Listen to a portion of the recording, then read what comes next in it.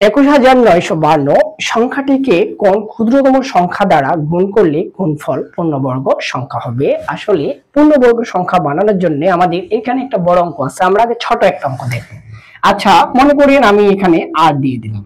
৮ এর সাথে কোন ক্ষুদ্রতম সংখ্যা গুণ করলে সেটা পূর্ণবর্গ হবে?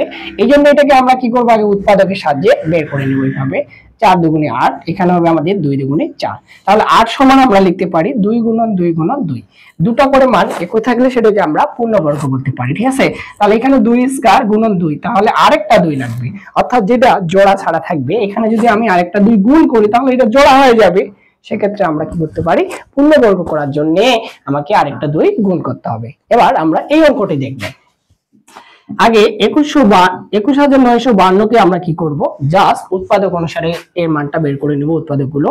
তাহলে ২ একে ২, তাহলে এখানে ১, তাহলে এখানে হবে ০। ৯ দুগুণে ১৮, ১ আর ৫ ১৫, ৭ দুগুণে ১৪, ১ ১২, ৬ দুগুণে জাস্ট ১২।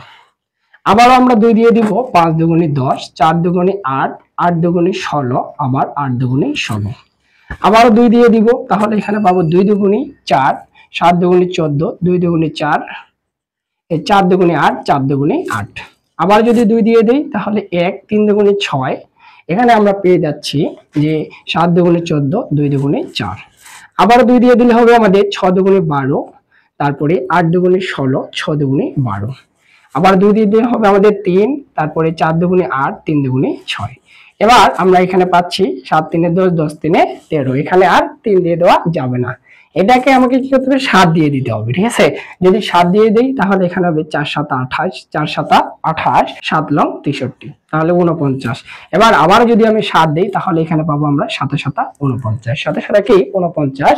এক্ষেত্রে আমরা মানটা লিখতে পারি যে ২ ১ ৯ ৫ ২, এটা সমান কয়টা ২ পেয়েছি, একটা, দুইটা, তিনটা, চারটা, পাঁচটা, ছয়টা, অর্থাৎ ২ গুণন ২ গুণন ২ গুণন ২ গুণন ২ গুণন ২, যে ২ ৪ ৬, ৭ গুণন ৭ গুণন ৪ ৭। এখানে যদি জোড়া করি ২ স্কয়ার, আবার ২ স্কয়ার, আবার ২ স্কয়ার, এখানে আমরা এই দুটো মিলে ৭ স্কয়ার লিখতে পারি, কিন্তু এই ৭টাকে স্কয়ার করতে পারি না। তাহলে আরেকটা ৭ যদি আমি গুণ করি, এই অঙ্কটার সাথে যদি আমি এই সংখ্যাটির সাথে যদি আরেকটা ৭ গুণ করি, তাহলে সেক্ষেত্রে এটা কি হবে, আমাদের পূর্ণবর্গ সংখ্যা হবে। আশা করা যায় এই থিমটা আমরা বুঝতে পারছি। আসলে এই নিয়মটা হলো আমাদের ক্লাস 7 থেকে আছে এবং খুব গুরুত্বপূর্ণ একটি অঙ্ক আপনাদের মাঝে আমি শেয়ার করলাম আজকে।